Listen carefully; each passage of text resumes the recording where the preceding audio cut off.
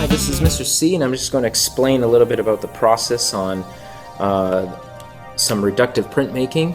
So this is the design that I've come up with, and as you can see, I'm going to utilize blue, red, green, white, and black. So it's going to be a 4-color reductive print.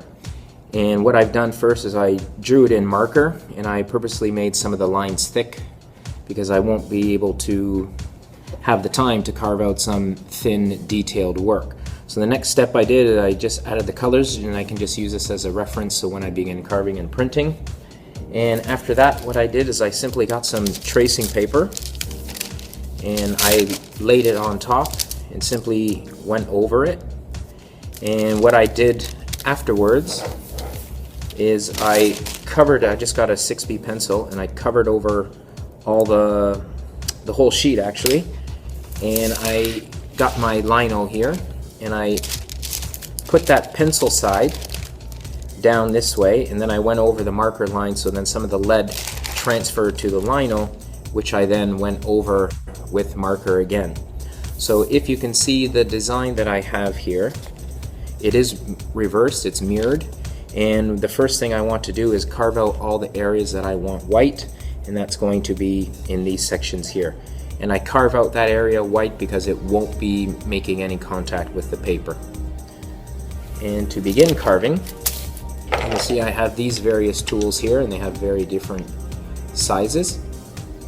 And what I'm going to do is use one of these boards, and you see they got a latch here and a latch there, and I just use that to slide on my table, and I put this here like that just to hold it. And what I would do is carve working away from me, and it is perfectly fine to rearrange because you don't want to be holding it like this, and if it slips you're actually going to stab your hand, so please be aware of that. And I'll just leave this here as a reference for me with the color version there, and I'm just going to start carving away. And the way I like to do it first is I try to make the edge work kind of as crisp as I can, so I'll just start with that here.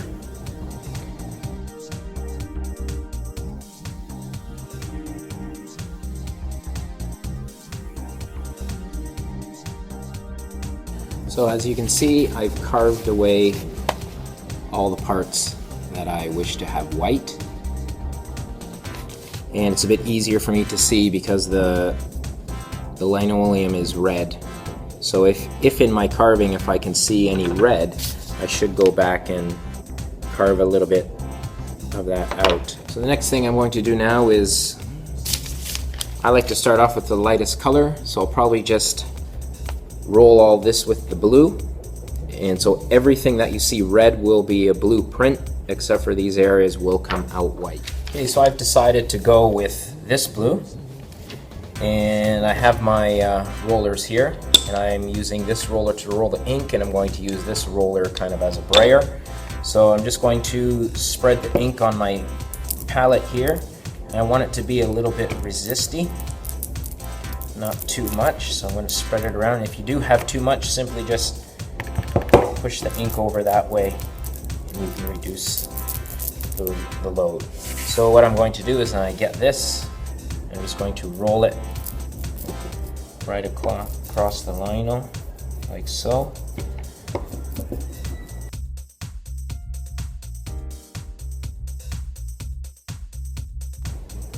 Like that. And I'm going to get my paper. I'm just going to gently place it on top.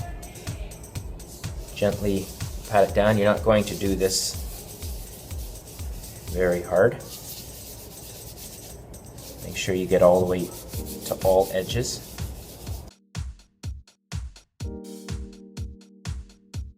And then I'll take this, and I'm not pushing super hard with this as well. I should have made sure that it was clean.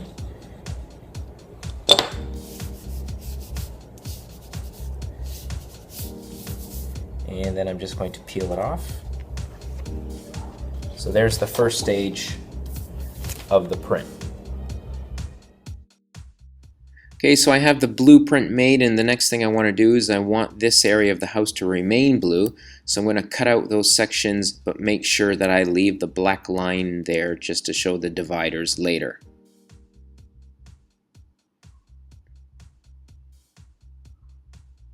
And you can see it here, it's finished. And what I'm going to do now is I want to do the red layer for this section here. So the blue will come out with will remain blue because it's been carved out, and I'm just going to get the ink to lay over the red. And I got to make sure to put it directly on top, so I go align the corners, and when I'm done I peel it off like this, and it can probably make a bit more sense to you now. So I have my red layer on top, and what I want to do is create the lines here in the red building. So again, what I'm going to do is cut out all that negative space and leave the black line there on the print. And this will take me a bit of time.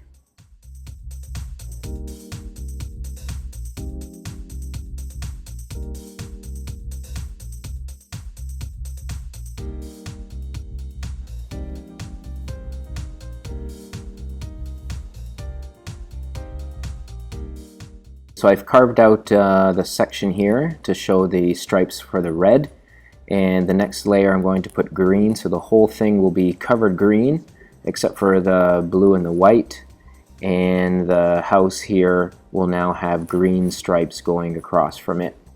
So just to illustrate that point more clearly, we'll just put a layer of ink on it now. And I'm going to make sure to register the corners correctly. Rub it down again.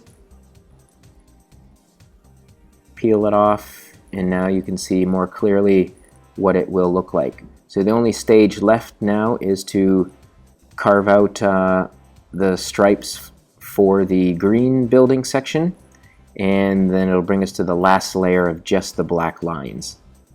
Okay, so here's what my print is looking like so far, and the next stage is I'm going to have to cut out this green area so I can have the black lines remaining. So what I'm going to do is cut out all the negative space in these sections here, and it'll just leave the black lines remaining.